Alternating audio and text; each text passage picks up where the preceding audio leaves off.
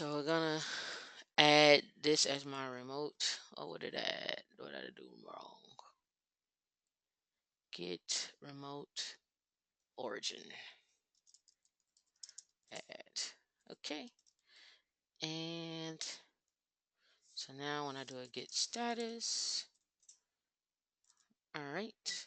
So now I'm going to clone my repo that I have set up here, um, which is for those that I just posted. This guy, and you're gonna need this guy. All right. So I'm gonna clone this guy.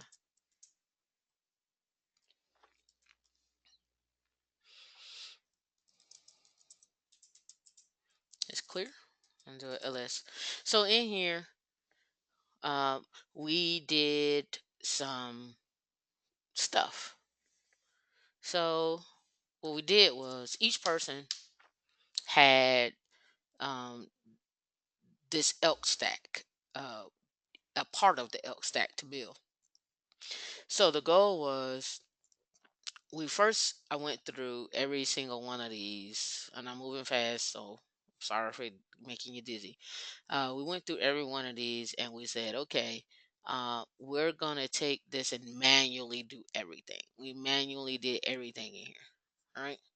Then we said, okay, now we're gonna go back through this, and each person is gonna take a section, and we're going to make a bash script out of that section.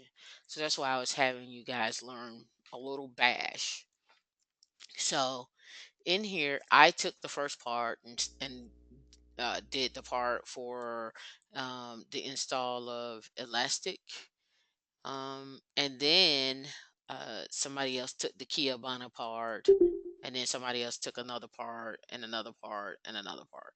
So with all of that being said, after everyone took their parts, then we were able to say, okay, well, now that everyone has their part, we're gonna we're gonna all upload this. Oh, oh, she didn't see my screen. Okay, and we're gonna take this and we're gonna upload this to the Women in Linux GitHub. So I made an organizational GitHub, and as time go on, I'm gonna add everybody else in as well too. And then we upload this to GitHub, and the next thing we have to do is after we upload everything to the GitHub, we're gonna then turn around and combine everybody's work into one big script that installs that that entire elk stack that you just saw. So basically we're at the point now where we should be um, taking the bash script that we have for each one of these and then installing this. So if you look if you did a clone of that actual um, repo, you should see in here. I want to say I tried to combine everybody's script here. So we had some problems. Um, so I can walk through this. So this is me. So all right, let's back up. What you see right here are the things I added. All right, and I'll go through the other script. But I wanted to set the script up where you can copy this script, go put it on another machine, and it runs. All right. So here was me saying, okay, in order to get that to work, I had to finagle it. I had to learn what the errors were. So some of the errors were I had to stop log stash, I had to stop everything, disable it, and then remove that.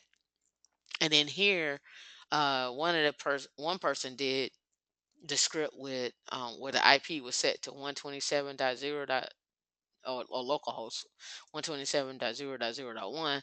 In this case, I would set it to whatever this IP address is here. for my machine, and then you would do vice versa for your machine. All right. So walking through this script, let's walk through it here. All right. And I'm going to pull this to my other screen. Okay. So first things first, walking through this. All right. All right. So first things first, if you're looking at the screen, I am right here, looking here. So as you can see, what we have to do is one of the other reasons why we're using Google Cloud is we're going to build out an app server and we're going to build out a database server, and we probably won't get to this one tonight. An ELK STACK screen cap. I don't know. You see that? You see when I do that? Hold on. All right. So you see this?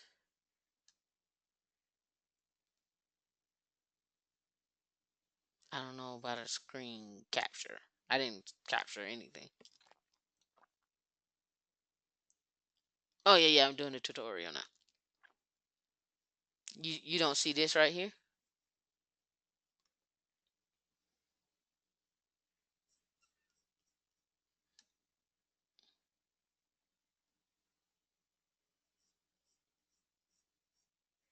Oh no, I don't know nothing about a tweet, but okay. So here, here's the app server. Here's the database server. And like if you were in Google Cloud, you go to cloud.google.com and let's go to console and let's go to Cloud Launcher. And in here, you would deploy an app and a database. That's basically what you would do. You would deploy a database and an app, and you can go back to App Engine. Where is my App Engine? Let's see. App Engine. As you can see, I have not done anything with App Engine. I don't need to download anything. Select the language. Let's go with Python. And then I'll walk you through the tutorial here. Continue.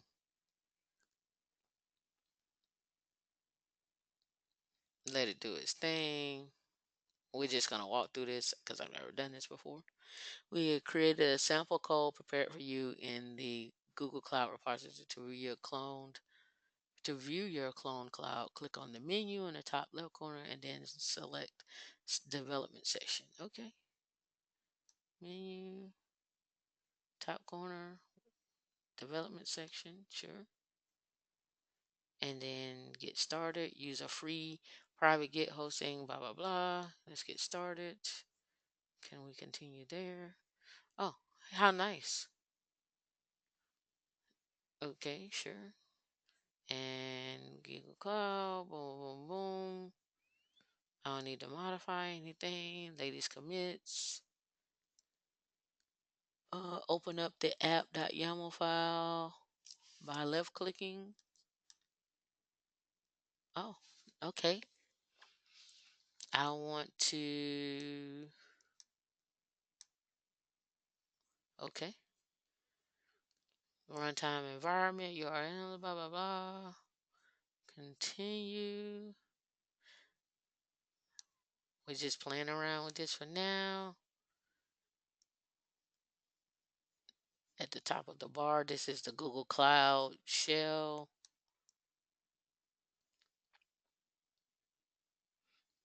And it's gonna go through the tutorial.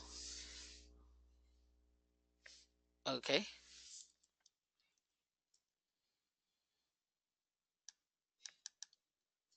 Am I supposed to do that? Let's see. I guess so. Let's Alrighty. I'm just cut and pasting here. Okay.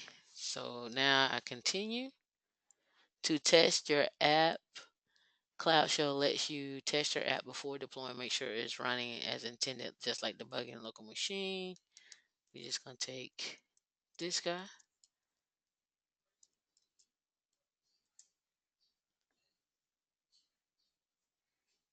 As you can see, it's doing its thing.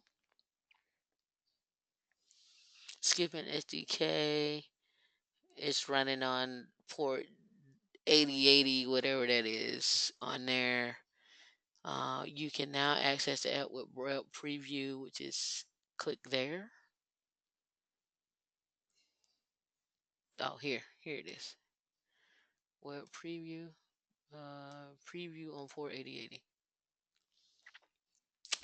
Okay, I made an app in there, and then Control C to get out and continue. And now deploying with you can use Cloud Shell to deploy your app. Let's see what happens here.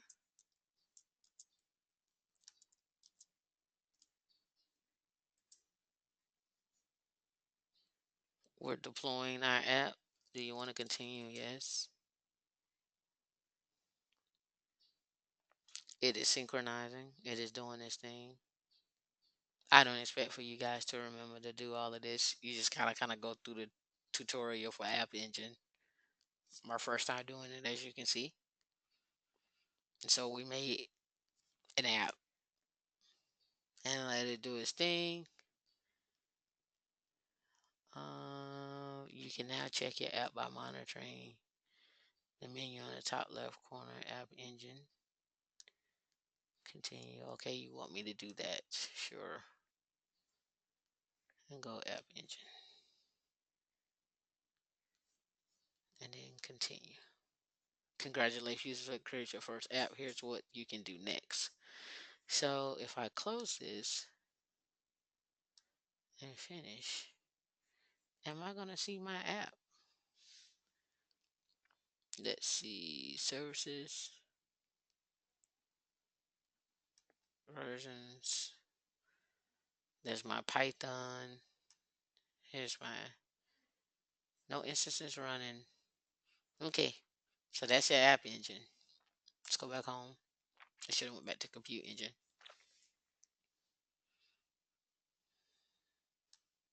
All right, so that's the app. That's how you can do an app. We'll go over that some more. I have to look at that more, deploying the app. But basically, you deploy the app, you deploy the database, and on those two machines, you install FileBeat. What FileBeat allows you to do, it allows you to securely uh, connect to Logstash to send your files. So it's encrypted. So basically, you install FileBeat here, and you have to install FileBeat over here. So basically, as you can see, you're going to get files from here, your files from here, connect back over here, and then send it to Logstash. And then once you send that to Logstash, then Elasticsearch is going to store logs and actually make indexes. And then your Kibana is going to allow you to search. And they use nginx as a reverse proxy, but you could have used HTTPD if you wanted to. All right. And we did everything in CentOS 7. So here, let's talk, when you install Java 8. So when you go to Oracle website, there's two things you can do. You can install Java by a tar file, or you can install Java by an RPM.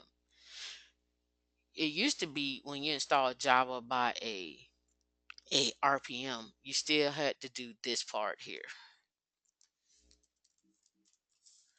You had to run updates, alternative, let's update, alternatives, dash config Java.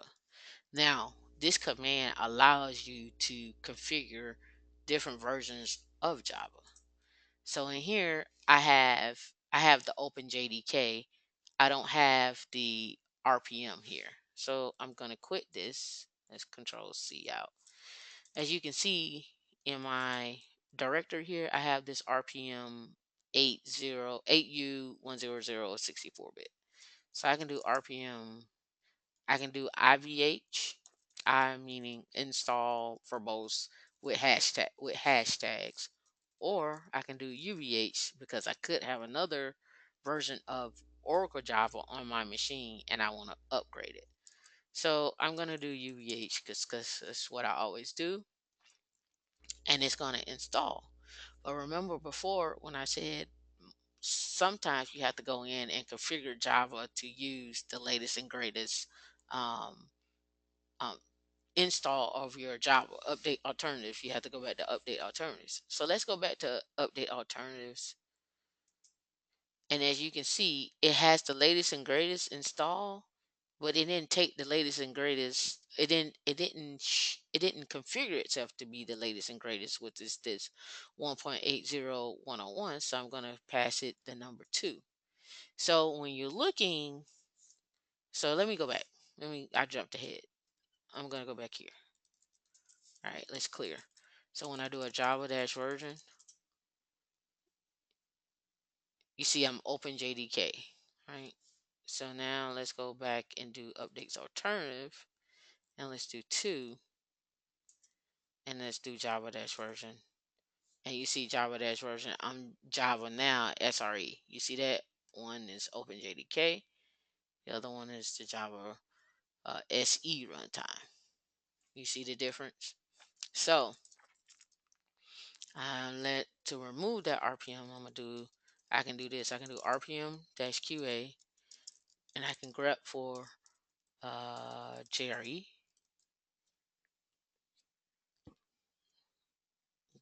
So it's querying the entire database, and it shows me that this is the one that was installed. Basically, I can just kind of grab that. I should be able to remove it with this.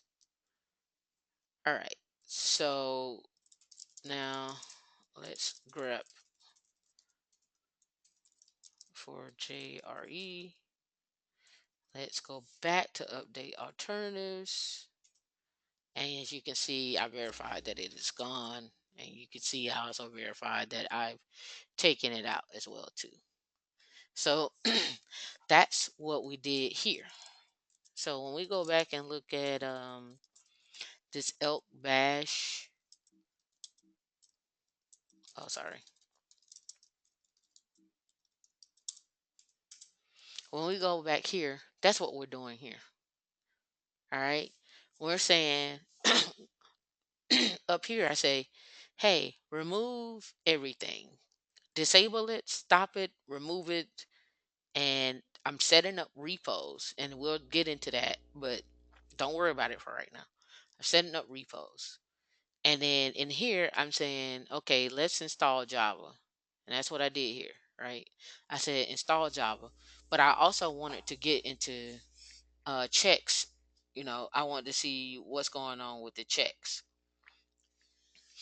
So the checks are, I see Java, I install Java, right? But I want to verify that's installed. That's what this is for. Is verification of that Java is installed. So I do a RPM query, and I say, okay, well, grep for JRE 1.8. And notice that I have this in ticks, right? So let's do this.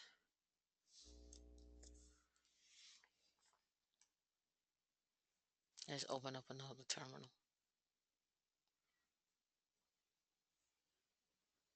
Grass.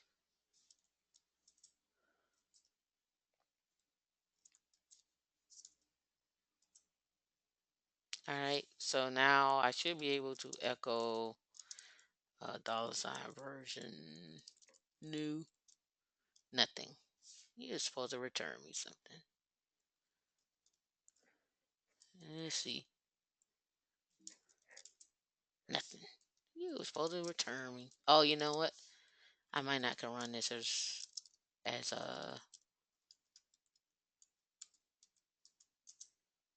Okay, so it didn't like me. Oh, my dash key. My dash. Yeah. So it liked me. But I uninstalled it. I didn't run it. So that's correct. Nothing is there because I haven't installed it. I uninstalled it. So that's right. It shouldn't be returning me anything. But if I do this here, where'd you go, little screen? Come back, little screen.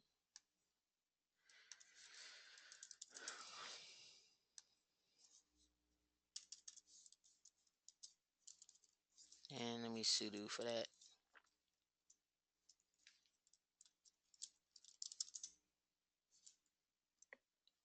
Is it not? Oh, yes. Opt will.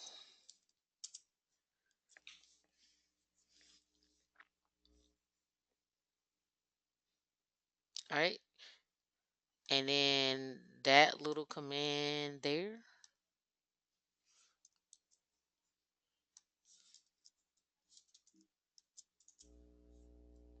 All right. Let's echo $version new. And so as you can see, it returns that that actually got installed. Okay. So that's what I'm doing there. And I just did a new line here. And here on my old machine that I had 3 versions. But it should still take it and just put it in whatever the next number is up. So here, these 3 ampersands are telling it to take 3 and insert that into here. All right. Remember when I was here, um, I did update alternatives dash config Java, and I have to tell it which number to choose. Right. So let's go back and do that again and choose 1. And then let's go back in and choose 3 just to see if it takes it, and it does nothing. So there's a way we have to figure out what the next one is.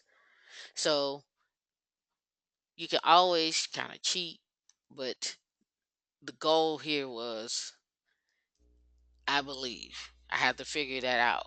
With the RPM, when you do the install in the RPM, can we force it to go ahead and install it and take in the actual alternative to be like the default? The other way is to install the tar file of Java. And then once you set it up in the tar file, you just set it up in the path and it will use that in the path. But we'll talk about that on later. So then here we echo, like you could do this too. You can echo pipe update alternatives dash config. And then here I was just figuring out what Java was, which Java it took. And I just showed you the difference between the JRE and the OpenJDK. So then here we go. And let's show you where I'm at on the tutorial. So this guy right here, we cheated. We didn't go out and get the cookies because we didn't do all that. I cheated. I went and actually downloaded the RPM and I threw the RPM in the GitHub repo. So that's a little cheat you can do. So here, this is where we take and we import this elastic GPG key. All right. So before, all RPMs are signed with a specific GPG key. Why? Because when you pull from like public domains, you want to make sure that the RPM you're pulling is secure.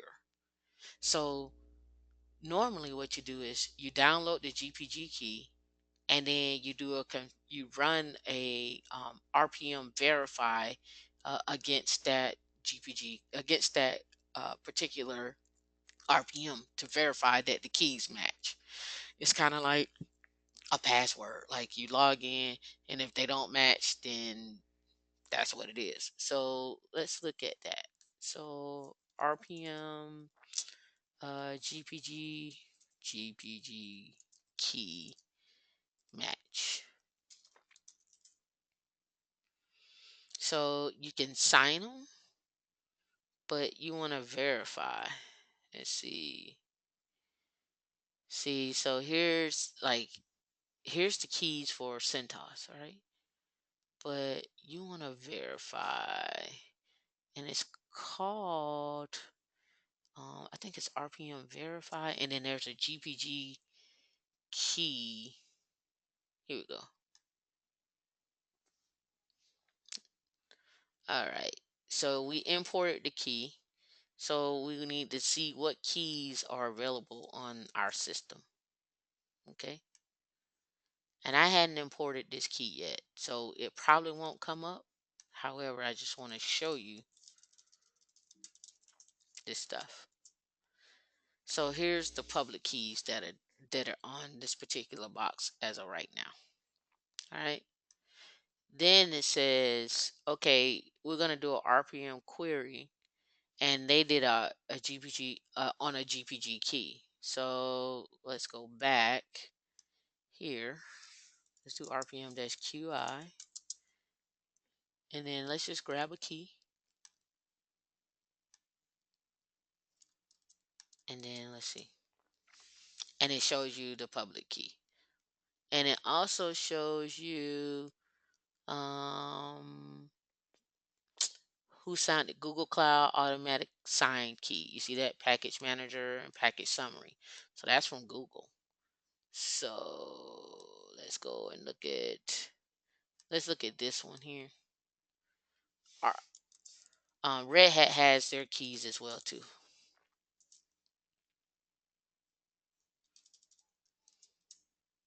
And let's go look and see who has this one. Is this Google again? So here's Google's one for Red Hat. So this is the the GPG key for Red Hat. All right. So here's another one. So here it says it's extremely important to verify the signature of the RPMs. And this is what I was talking about. So in our Elasticsearch install, they tell you to download the key, but suppose you go out to Elasticsearch repo and you download the key and somebody has hacked their repo and you don't know if the keys match up, right? So here, let's go and look at this. Well, not that. We want to do it here. Let's do it on this guy here. Um,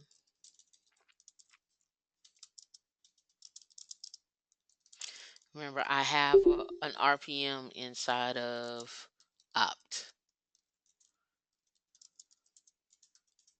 I have that one there, that JRE RPM, right? So with that being said, I can go back and I can do RPM-K on that RPM on JRE. So MD1, MD, SHA-1, MD5, and then they're saying that the key is okay, right? And so it says for each package, the GPG key verifies successfully. The command returns GPG go. If it does not, make sure you're using the correct GPG key check, um, and so forth. So let's go back to this script. All right. Is everybody following along so far? Is this okay? Is this stuff new or not new? Just doing my check-in. All right. So I don't hear any no's, yeses, or anything. So that I'm gonna make that assumption. It's okay. All right. So, and let me do this. So I'm on line 60. So in line 60, I went through and I said, okay, you have to look at this. So there's five ways you could have done this. You could have used the T command. I could have just copied the file over or whatever. But basically, what I'm doing is I've set this elastic repo back up here at the top, right here. That guy. You see, he's already set. That's going to be static. I'm setting up a repo for install. All right. I don't have it on there, so I'm not gonna do it. So let's go to line 60 again. All right, you can, and if you want to set your line numbers on here, go here. You go colon set NU that set the line numbers. If you want to go to a particular line, you do colon 20. I want to go back to colon 6. I want to go back to line 60, so I go colon 60. All right, so you do elastic.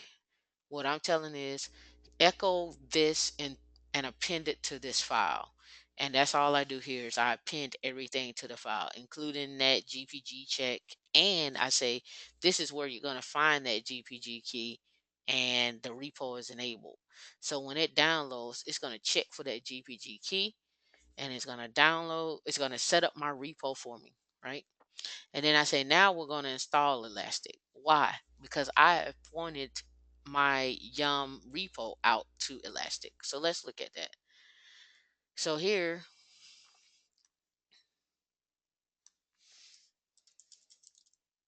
let's widen this up a little bit. So if I cd over to etc yum.repo.d and I do ls, you'll see here I have my Google Cloud repo that it sets up for me automatically, my Red Hat and my RH Cloud repo. So in here, if I do a RH Cloud repo, let me get rid of this highlights so there's no colon no HL. It gets rid of the highlights. So in here, you'll see I have custom repos from Google Cloud and they show where their key is located at. And this right here, when you go file triple slashes, that's local on the box. So if I went to this path here, etc pki rpm gpg key, that key should be there. And then they actually have over SSL certs, so they actually doing it over a secure connection as well too. And then they have a listing of all the repos right here. So if I cd over to etc pki rpm gpg ls, you'll see all the keys. Here are the keys. That's where your keys go. So rule of thumb, anybody who's ever making RPMs or you're making packages, you want to put them in the same directory as the other one. So you put them in etc pki rpm gpg and throw your key in there to be consistent with everyone else when they're doing their installs and they're making their packages. Okay. All right. So we made the key. We made the repo. We do a install here. That shouldn't be there. We're gonna search for, oh, I did it. I think I might have did it. Okay, yeah. So we're gonna do a search for Elastic. I called it eSearch. And then we're gonna echo that out. And here, the old sed. So this sed command basically is gonna look into it's gonna insert this information in and change it in this file. So when Elasticsearch installs, it installs and this file gets put on our system. But this sed command does a sed dash I and changes it. So I had to I had to change it network.host and then create a space. That's what this dash C is, and say change it to this. Escape it. So let's go and look at sed so I don't confuse you.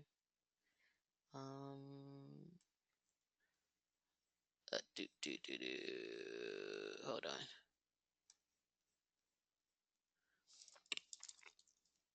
Oh, it died on me. Rotten bastard. I may have to edit that part out, huh? So I'll leave it.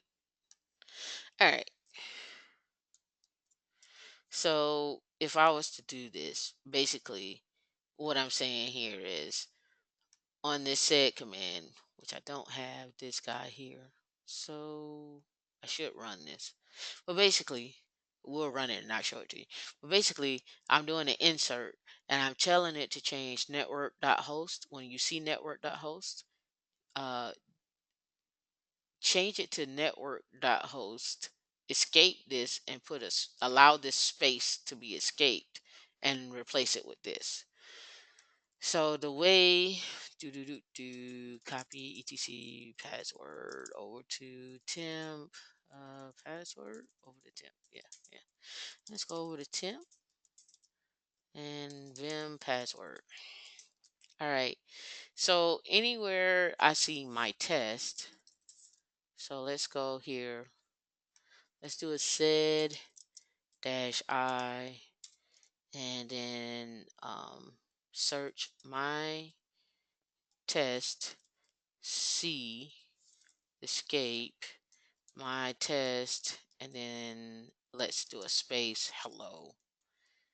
Um, and then here, and then the file I want to do that from, not etc, but password. So actually, I'm gonna control C that. I want to show you this password local. So here is my test. That's awesome. No HL.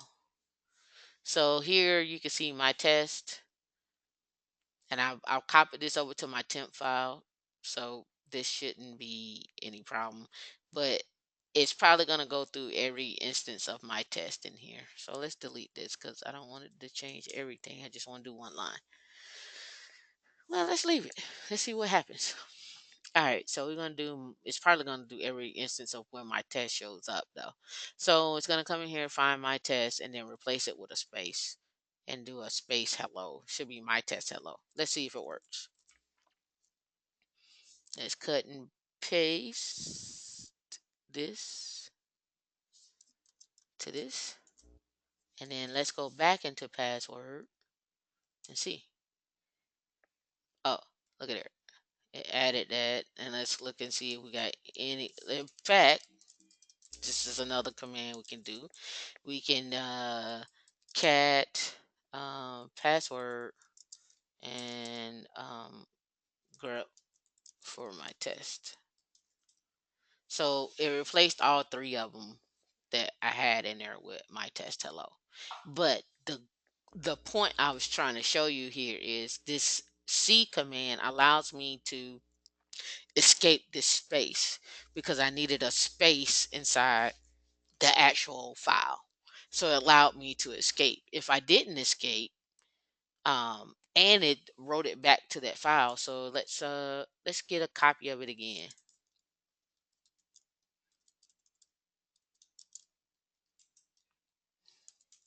All right. Let's go back to the command that I just ran.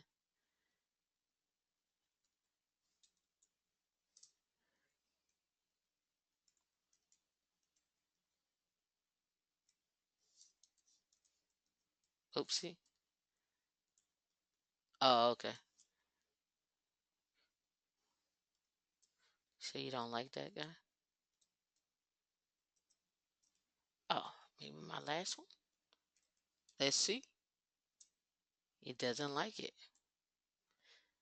On a set, you're gonna replace my test with this guy.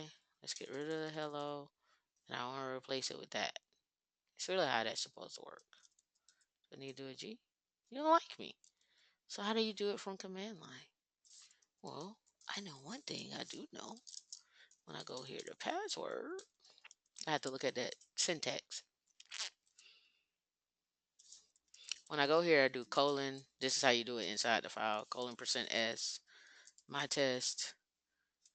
And then I can replace my test with my test 5. And as you can see, it found every instance of my test. And it replaced it with my test 5. And you can see it was 3 substitutions there. I'm going to undo that. So that's what I was trying to show here. That's what I was supposed to do here. But there's a matter of syntax there. So I had to figure that one out. But inside the script, when you're running it in the script, this is the correct way to do that. Inside the script is the sed dash I because you want to replace the file in place. And then in here, this from the actual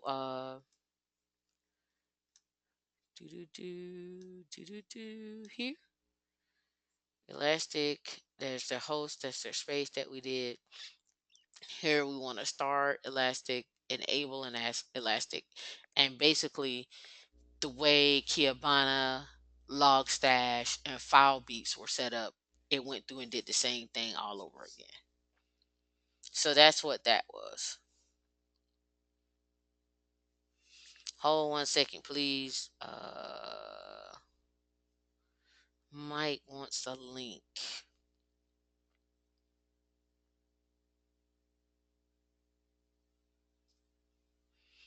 Can somebody post in Slack the link for Mike Jenkins, if you can?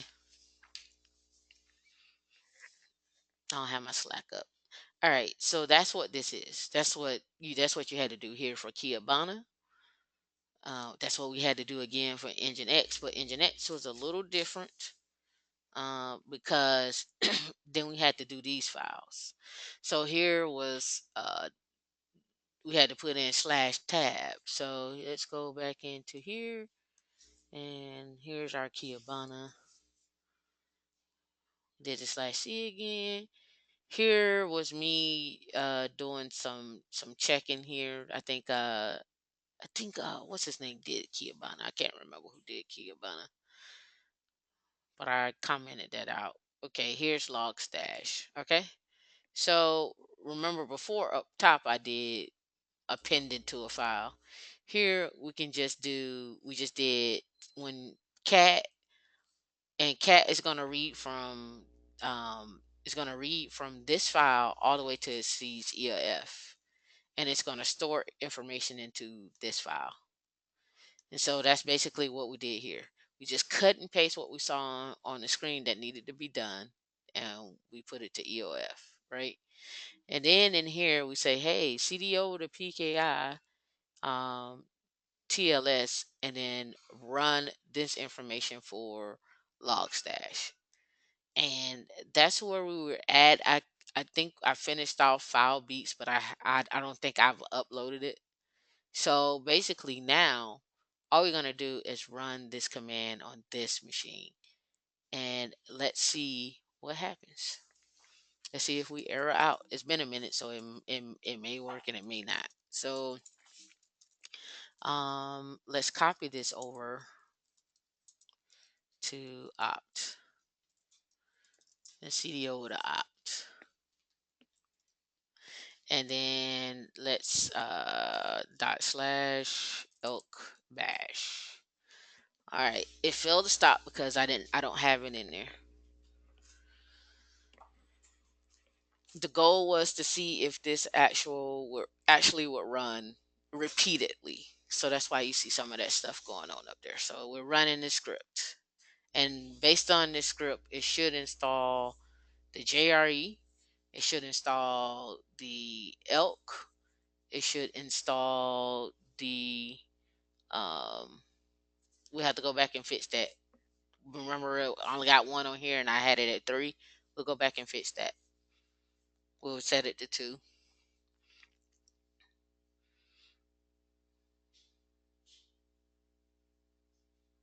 All right. Kibana is running. Kibana is installing. The ELK is installing. Kibana is installing.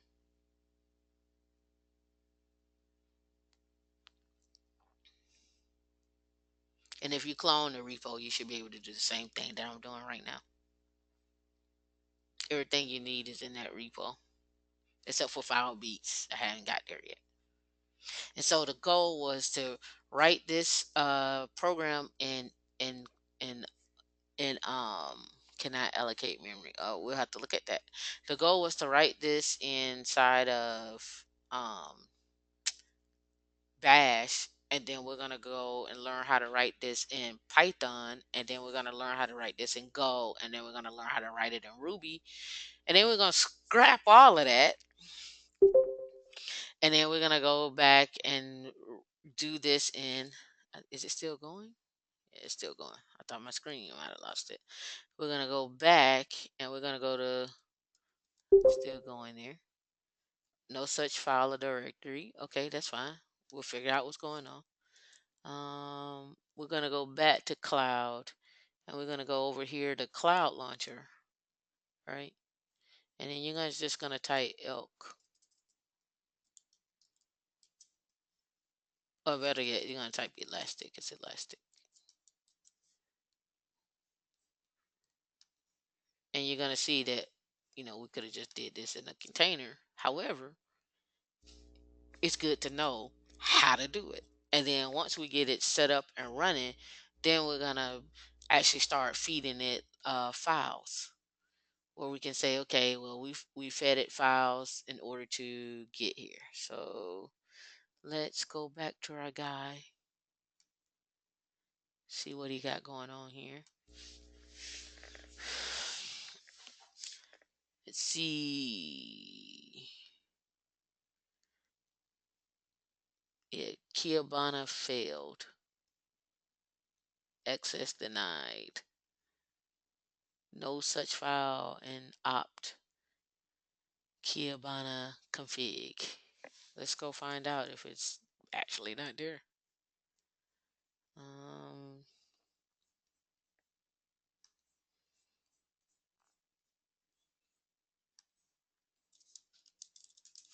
Let's see.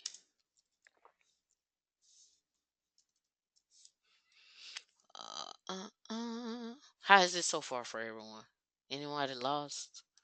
Did anything I said not make any sense?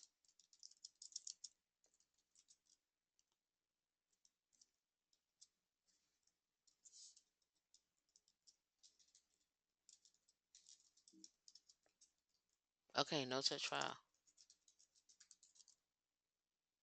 Kiabana didn't install. So we need to go look at Kiabana, see what's going on with the key and the Abana. So, but we can do a net stat or we can do a ss dash tuna.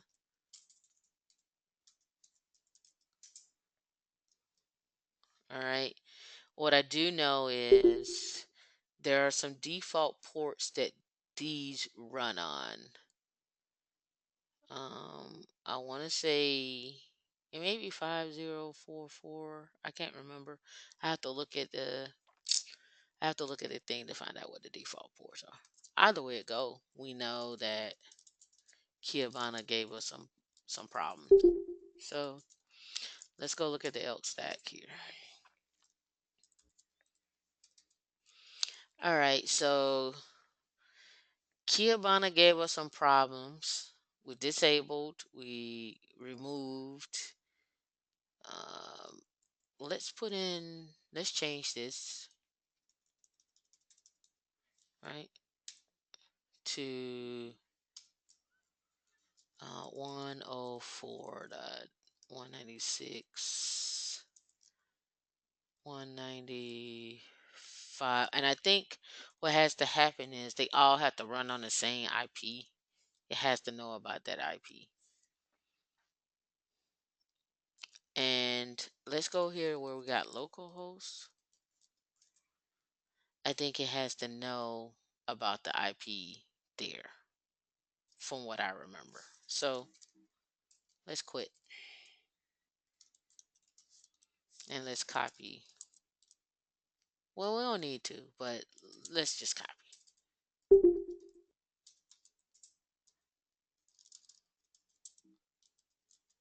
All right. So let's go back up here to IP. Right. And let's change this IP to here. 10, no space. 104.196.195.27. All right. And then let's search for localhost again. I want to grab this IP. I'm going to replace that. Actually, let's go here. Everywhere localhost arises, replace it with the IP. Okay, So that's right. Quit. Let's go to Kiabana. Is that how I spell it? Am I spelling it right? Okay. Yeah. All right. So there's the repo we're saying set up. And we're saying overwrite that repo, come in, install, and then we say, okay, anywhere you see a server host, we're going to replace that. And it should have did that install. So let's go here and grab it and see if this works.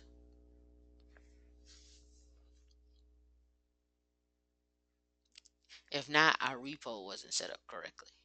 So that worked. The repo is set up correctly, but it didn't do the yum install. Why didn't it do the yum install? Okay. So we need to go back and check that out. Is it making sense so far? Any questions?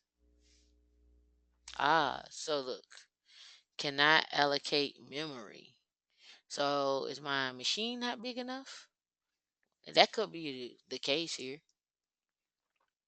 Kiabana may need more. So let's go back to Google Cloud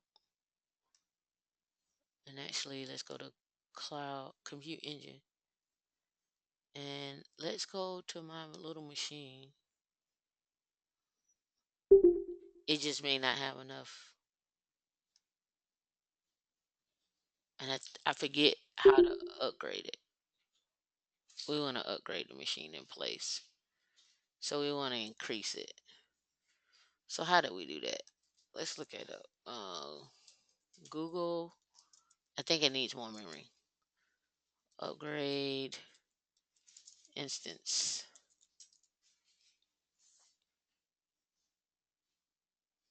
Change the type.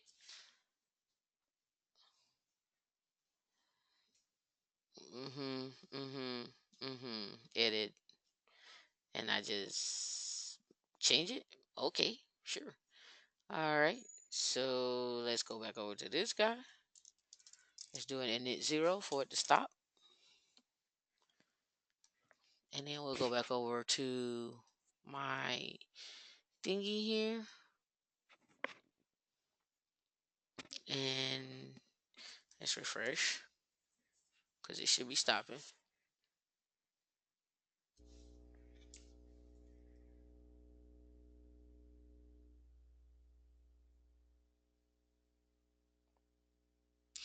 Waiting for it to stop.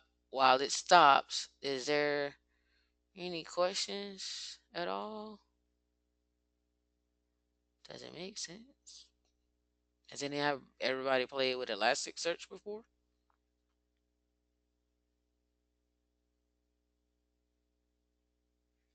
All right, so it's now has stopped or stopping.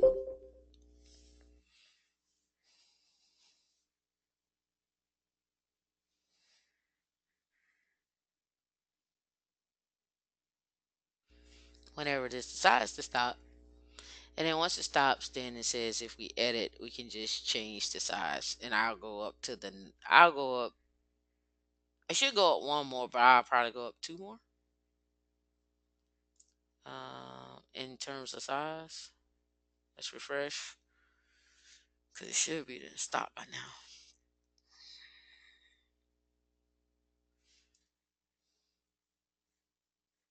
now. Okay. So let's go here to this guy. And then let's edit this guy. And it just says I can go here. On the safe side, let's just go up to that. And let's save it. Updating the instance for me. Okay. Let's restart this guy. And all my links should be dead. That should be dead. Yeah, dead. Okay. Let's see if this guy's up. Oh, that's not his IP no more. Remember I say every time you start and stop an instance, you get a new IP. So let's go see what the new IP is. The new IP is going to be whatever they tell me it's going to be. It looks like it's the same. Let me see.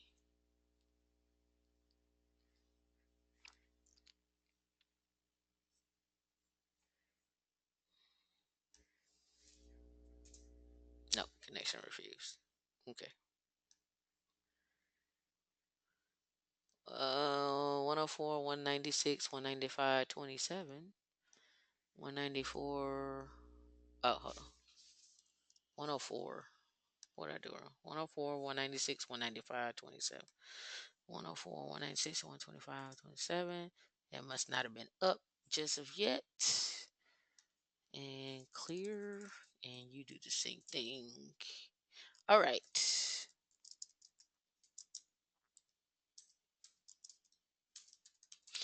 We're back in business now.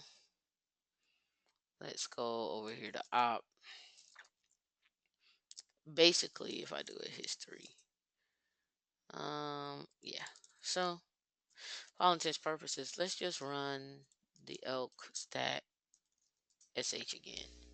It should get rid of everything. No match for Kiyabana, which is correct. As you can see, it executed a log stash off. It removed the symbolic link. I forgot to change the Java one, but we'll go back and change that after this run. Let's see if it gets the Kiyabana. The Java one is an easy one to do. Let's see. Let's see if it fails or not. Ah, good job. See, it's going through. It needed more memory.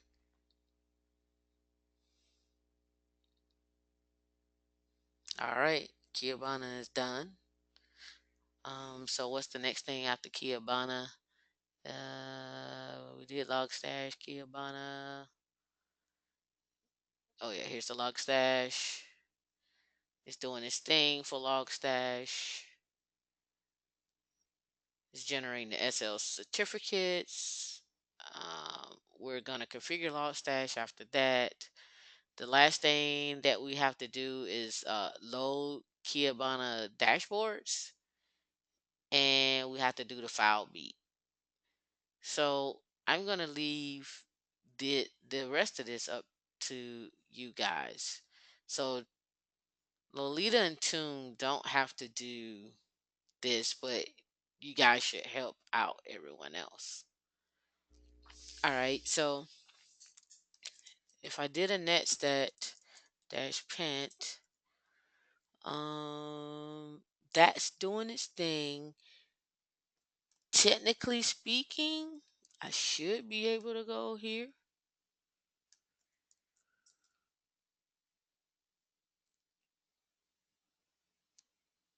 Come on. I may have to open up the port.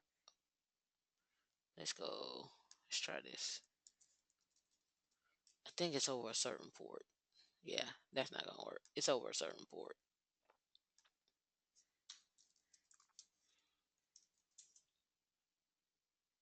Yeah. Let me look at this file. I forget how I did it the last time. Let me see what they say. Do do do do do do. So, yo, yeah, I didn't set up a Kiyabana admin. Oh yeah, I didn't do all of that. We didn't get that far yet. Let me look at something here. Um, let's go to this guy. Let's go here. Make sure we have everything enabled on the firewall. So let's edit.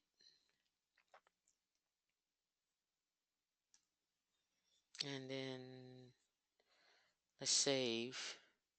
Let's go back to my firewall. This is under networking for the actual for my stuff. Okay. So I have the lamp stack, Jenkins. Okay, Lily. PNC RDP at 443. Okay, so that might have did it. Let's see here. Without that, without that, come on. Why do you keep doing that? Let me see something on my other screen.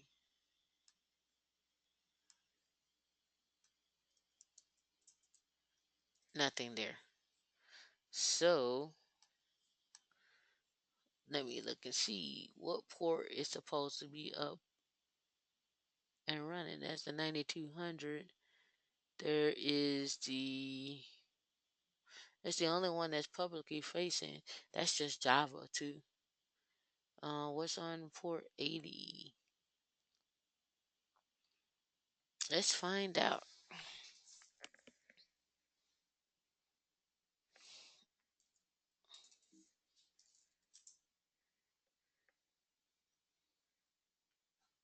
104, nothing on there. But you can see 22 UDP. Let's find out what port are we supposed to be looking on. Because we did the log stash install, we did the SSL, full acquired domain, log stash. We didn't upload any dashboards and we didn't do file beat. But at this point, I should be able to see my server. When you're finished, file beat, key up on the web interface that we installed earlier. Yeah, I should be seeing uh, the web interface. So why am I not seeing the web interface? Did nginx get installed? Let me see.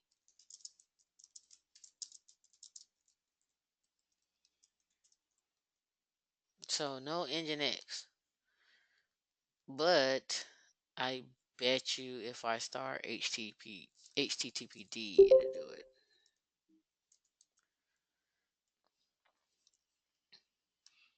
We didn't install nginx, did we? Let's go look at our script.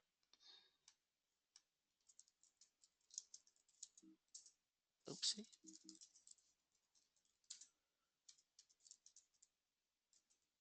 Yeah. So we didn't install nginx. So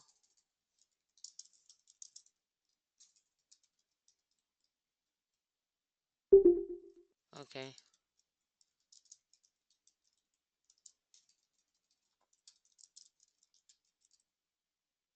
All right. So technically speaking, here, if I do this, right, and if I do this, am I going to get anything?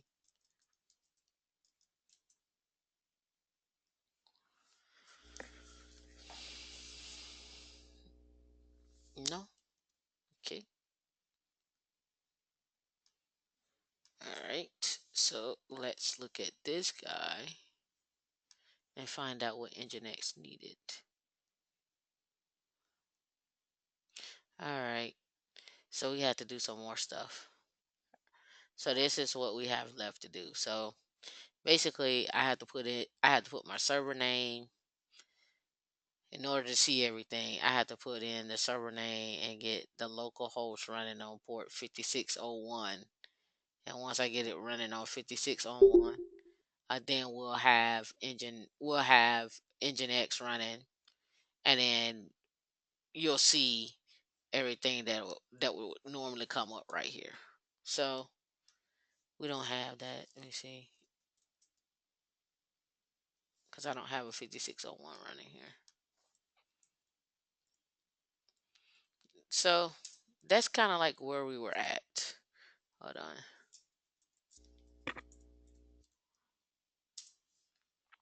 Yeah, no 5601.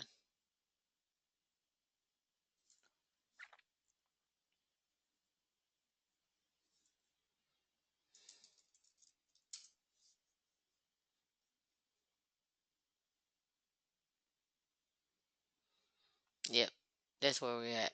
So, in order to get this fully functional and operating, we need to finish off this guy.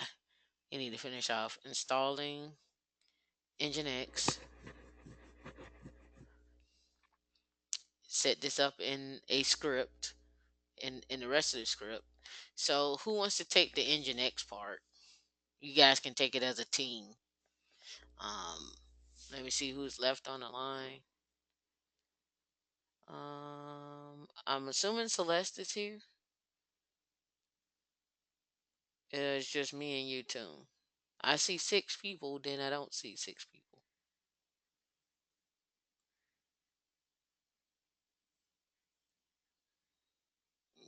I'm assuming Celeste is here. Okay, well, me and you two, let's knock it out.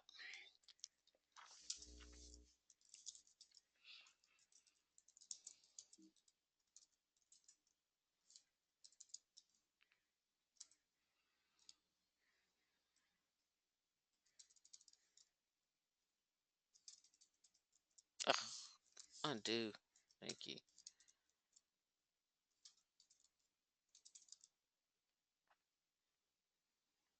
All right. Yeah, I'm not sure about that either. So, I'm connected just fine. So here we need to do a yum install of the apple. So we're gonna grab this guy. Let's go back over here and echo. We are setting our cells up for a yum install of the apple.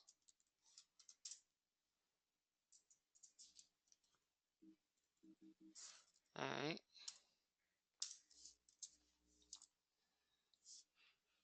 All right. All right. The next thing we do after that is we need to install nginx and HTTPD tools. So we'll echo installing HTTPD tools.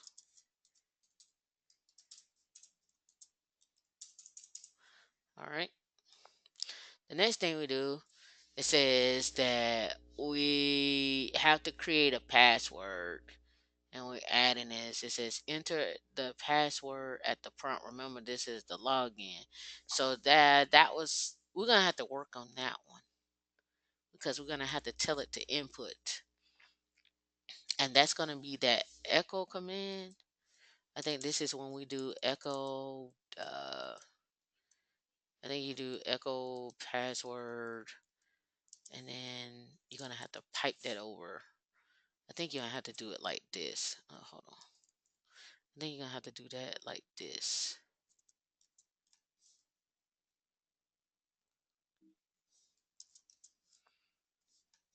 I think that's what we had to do, right? So let's write that. Let's go back up to the top, and there is a command we ran, and that command was, I don't want to look for echo because that's not it. That's all the way. That's all. That's that. That's that. But we told it. Oh, where is it at? We actually passed. Yeah, see, we passed this into there.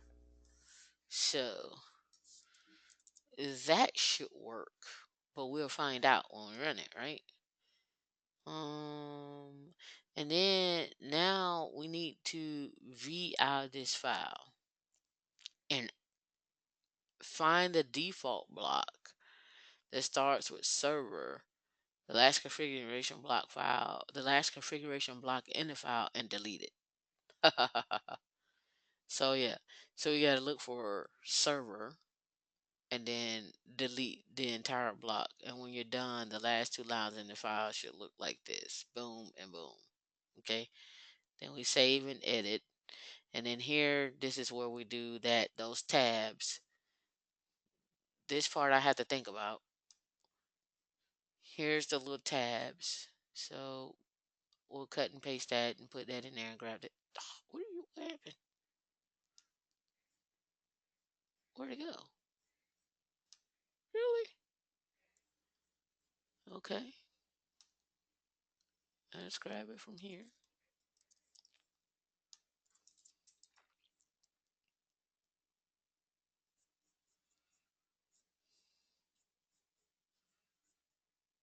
All right, we are somewhere in here.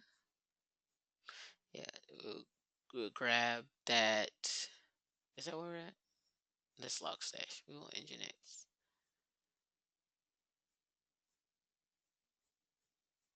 Maybe I'm too far. Am I too far? Let's see. Log stash. Yeah. Where's the nginx? Am I passing it?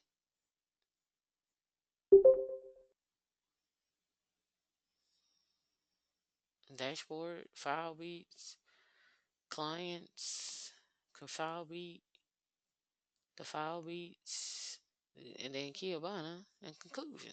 I must have passed it.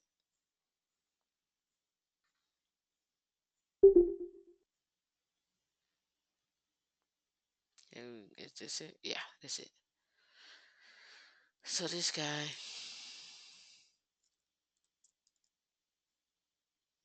and basically you can copy that style. But I think Lolita did it with the tabs.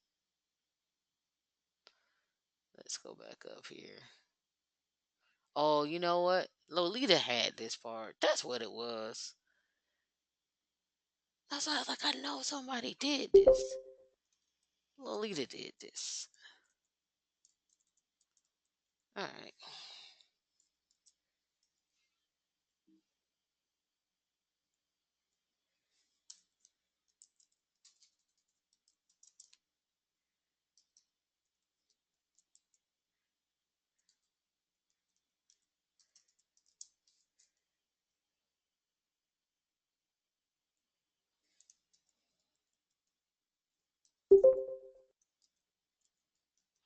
And what's the name of the file?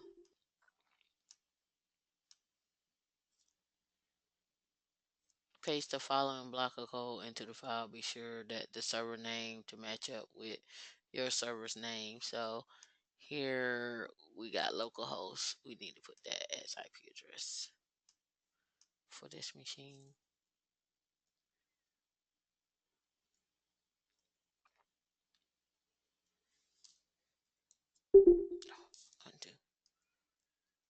Undo, undo. All right, let's go here. Control C that. Okay.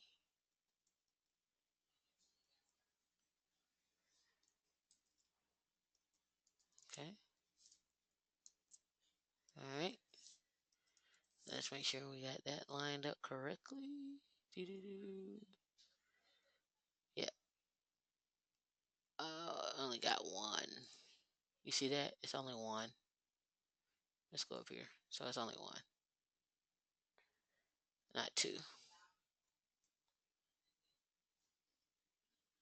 All right. So it's only one here.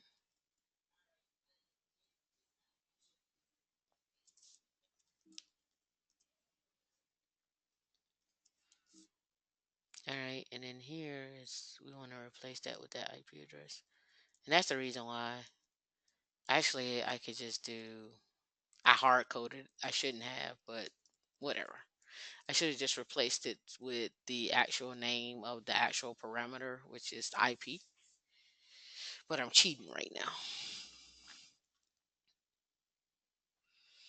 Oh, so the trick with tabs is it would have been like this. How you want it to line up. I think it was /T/T like that. Don't get me in the line because I don't remember. But I think Lolita did upload this. Hold on. So Kiabana. Let's look at Kiabana. Here it is. See? So we could have just did it. Yeah. Echo/T, and I could just tab over like that. So basically, I could have just made this file and then echo this into the file. Remember, I was like, I know we did this. So yeah, I could do that um, here. But instead, I got that. It should work. We'll find out. Um, Now, what all we don't finish today, we'll finish tomorrow. I mean tomorrow, Saturday.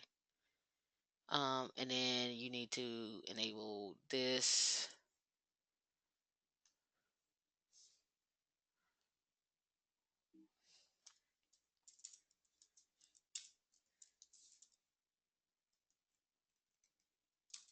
And it's good to put comments.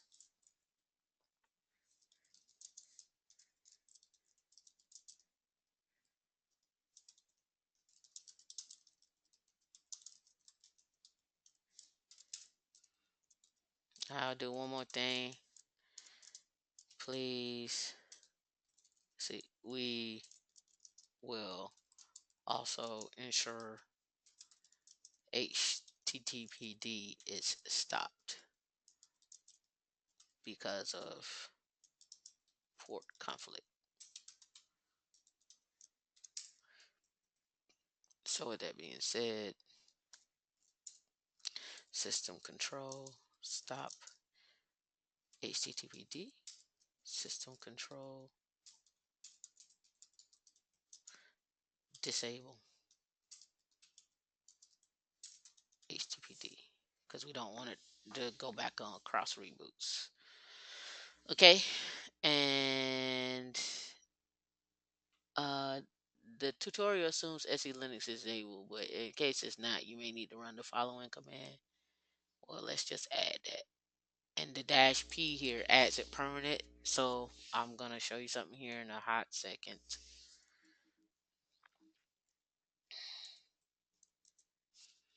So we can do git enforce that tells me that HTTPD is on.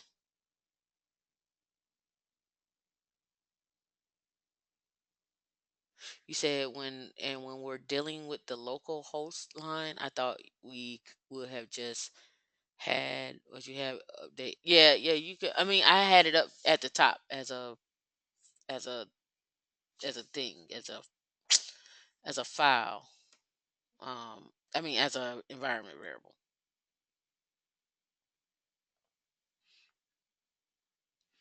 So here, what we just did, we set the bool, so we can do git se bool dash a. And these are all the parameters that are set up as SE Linux. And so with that being said, the command we just ran was HTTPD can't network connect. So let's get SE bool and then let's grab for HTTPD.